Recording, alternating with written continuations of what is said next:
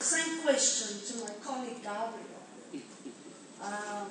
In emails, before we came to this conference, and I also alerted in emails Madame Habiba that there are real important issues that we have to try and resolve, and that's one of the reasons why we wanted a discussion. We didn't want to come with anything set in stone, hard in stone. We wanted to be able to have the ability at this meeting to also hear other people, because there's a lot of issues still open for discussion. Things haven't been formalized, things aren't set in stone, and we need to have some at least principles and guiding decisions today as to how this network is actually really going to look, really going to operate, how it's going to function, and so on and so forth. There's still a lot of areas that do need clarification, and important principal issues in the background that need to be pulled out for discussion today, and I'm going to attempt to do some of that. This is exactly why on the program it was said I'm going to make some observations about this concept note and the concept in general. The first thing I should say about myself is that I'm a formally elected representative of the African Forum for Media Development along with Gabriel. We have exactly the same status in the African Forum for Media Development. It's something Madame Habiba should know. The way we were elected when the African Forum was established is the French-speaking African countries had to elect a representative. That's how we decided to do it in the African Forum. They elected Gabriel.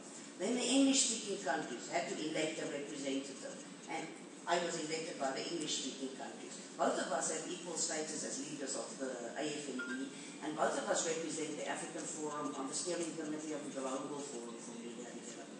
The African Forum is in fact the African regional body of the Global Forum for Media Development. You'll see in a moment why I'm explaining this stuff to you. Then, who does the African Forum for Media Development actually consist of? It consists exactly of these subsectors that Gabriel has just been explaining to you, and it's also been suggested they should be the members of this particular network. So in other words, we seek to recruit as members into the AFMD.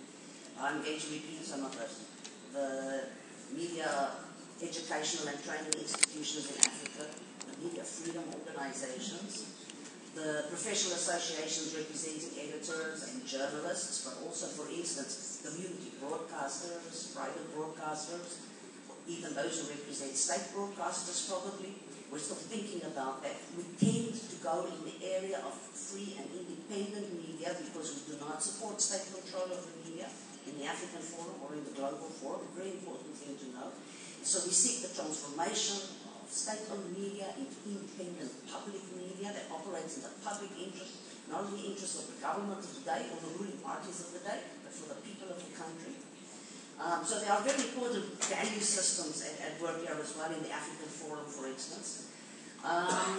We seek to recruit organizations who are involved with regulation of the media. So, for instance, independent media councils, because we believe in independent, non-state media councils that should act as the bodies with which the public can lay complaints against the professional conduct or misdemeanors of the media. But it should be independent of the state. That's what we believe about media regulation as well. We seek to recruit all the organizations that seek to implement or bring about the implementation of the Millennium Development Goals, and to correctly recognize that the media has a very, very important role to play in development issues, as we generally call it. So, for instance, organizations like the Panos Institute and others similar to them are also very, very important to us. Also because we are Africans and Africa faces major developmental challenges. The organizations that develop media are also very important to us. These are organizations like the Southern African Media Development Fund, the growing West African Media Development Fund, the African Media Initiative, the Association of Independent Publishers in Southern Africa, and others. People who support the development of free and independent media. In other words, who teach media how to be sustainable, how to have business media skills, how to run media as a business so that it can survive. And in time, it can survive without donor aid, and it can truly be independent. It can work financially and operate within markets. And in this sense, that media also plays a very important economic role in its own right as a sector of economy and growing jobs and growing the financial capacity. It's another very important aspect for us as well. It's another part of what is meant by the independence of the media, is the ability of media to eventually to be able to operate like this. So this is why media development organizations classically are also very important to us. This is what we mean, that we're looking at subsectors of the media. And we want to make sure that all of these subsectors and all the organizations in them are eventually members of the African Forum, and we believe these should also be the members of the network. This is why the question raised by Nada is such an important one, and I'm just going to state it just in the same way. What on earth is the difference between the African Forum for Media Development and this network? Why should there be two networks? My view is there should be one. It costs money to run two networks. The AFMD runs around, has to fundraise for meetings, to be able to hold also a meeting every month, or hopefully at least every 2 years. It takes hard work, it takes lots of effort, it requires significant amounts of skills. The founding meeting of the AFMD costs, in 2008, $65,000 to get about 60 delegates into South Africa at that time as well to launch the AFMD. So by now, it's going to cost $80,000 to bring 60 people together in one room in Africa somewhere. The flights are massively expensive, for instance. We shouldn't be holding these meetings in South Africa, by the way. The flights are too far from the top to the bottom. We must hold them in the center of the continent so that all the flights are shorter and cheaper, for one thing. So, I'm just pointing out the realities of how things work. Why must there be fundraising efforts for two networks that are essentially just about the same thing? Also, what we are seeking to do with the network, wherever it is going to be in the end in relation to the African Union, is very strategic and very important. And this is where the African Union really has to be congratulated. What I want to emphasize to you is that in the past, still going on, it's been incredibly hard for the independent media to engage with African governments on national level, on sub-regional level, and on the continental level. Certainly, independent media or non-state media, but even sometimes the state media itself, has found it incredibly hard and difficult to engage with the African Union, and has often not been made to feel welcome. And attempts to forge relationships have often failed or not resulted in anything whatsoever. So the relationship between the media and governments in Africa have been chilly. At best, they sort of, okay, at least we can speak. We can never reach agreement about anything, but at least we can speak. It hardly gets better than that. It just gets worse and worse and worse. So the mere fact that we're actually suddenly sitting in a situation where the African Union is saying, goodness, we actually want some of you, and we want you in a structure where we can engage, and we can engage meaningfully, is very, very important. It's a very important breakthrough. It's almost happened by accident. It started from a fight. But that's how the earth is formed. You know, volcanoes erupt and rivers flood countries away. That's how the earth was formed. We're following the rules of nature. It's not a bad way to start something. To start something with fire and floods and have a contestation. And finally it calms down. And we see how do we use an environment now to nurture life and growth. So this is what we are trying to begin doing with the African Union.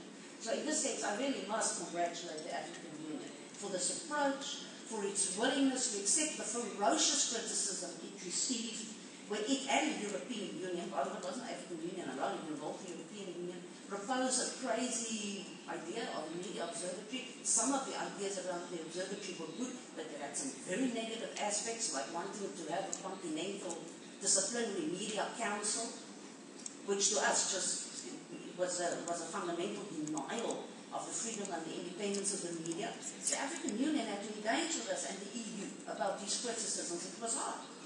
was angry. I organized the letter writing campaign, Madam Habiba. I got many people to write letters of protest, not just in Africa, but from around the world. I got the Global Forum to help run this campaign. Lots of international organizations and many organizations in Africa. So this is how this all started. The fact that you tolerated that, the fact that you embraced it, the fact that you were willing to to accept a recommendation to say, don't do that.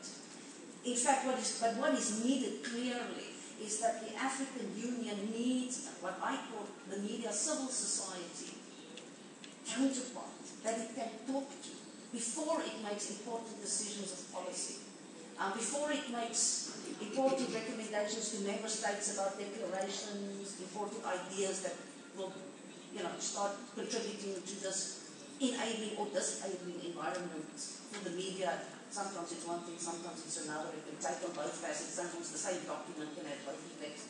You must have counterparts, critical counterparts, that you can engage with. And the counterparts can be very critical, but what all of us want is a good Africa. What all of us want is Africa to continue developing and hopefully faster than it is at the moment.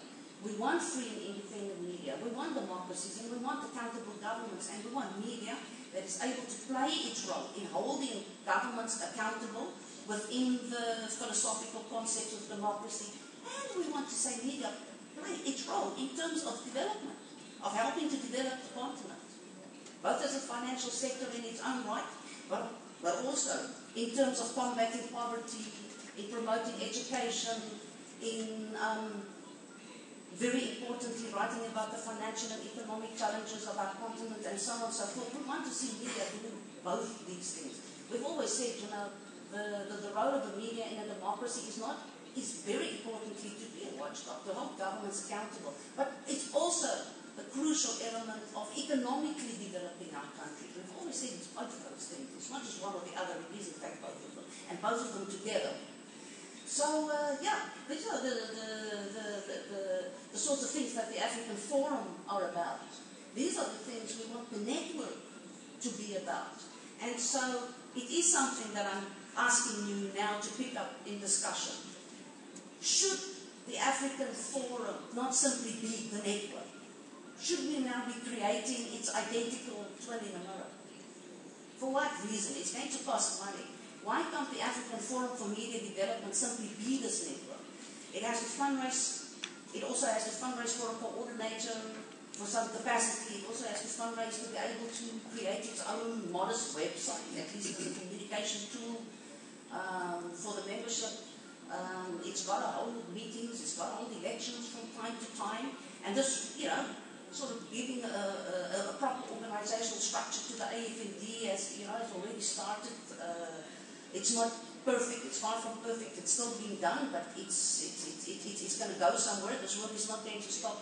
So can't we just simply agree that the African Forum for Media Development is this network? So that's the proposal I'm actually making to you. So afterwards, this is an area I would like you to discuss. I just want to read something to you quickly. To show you how we were thinking about the role of the African Forum in relation to the African Union when we created. If you go to, at the moment, the documents of the African Forum have been graciously hosted by the Media Institute of Southern Africa at no cost, free of charge, basically. We paid them a very little money in the beginning, but since that time, they've always kept our documents on their website. And I'm very glad that they've never lost any of the documents, and they've safeguarded the documents. And for that reason, I'm able to quote from a progress report about the founding meeting of the AFND. And it spoke about some of the ideas and aims of the AFND. And it said these are the aims of the African Forum. To limit unnecessary duplication of effort. Yeah, we shouldn't have two competing networks and duplicate effort, okay? But also in Africa itself, where the member organizations, need to talk to each other to limit unnecessary duplication of effort. In the African Forum, we wanted to combine synergies of all these subsectors for stronger impact nationally, sub-regionally, and at sub-Saharan and the continental levels.